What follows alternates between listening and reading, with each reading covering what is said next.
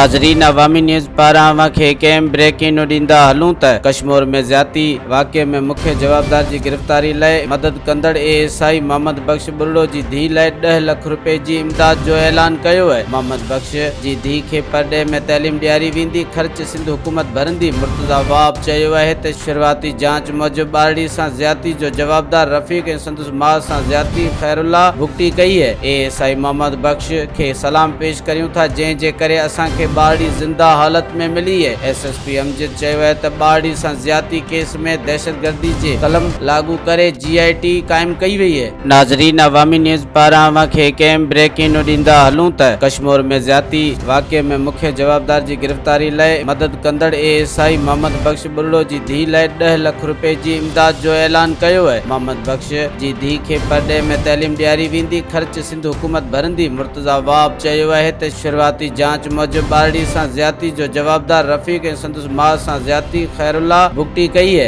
ASI Mohammad बख़्श खे सलाम पेश करियूं था, जंहिं जे करे असांखे ॿारड़ी ज़िंदा हालत में मिली है। एसएसपी अमजद चयो है त ॿारड़ी सां ज़ियादती केस में दहशतगर्दी जे कलम लागू करे जीआईटी कायम कई वई है।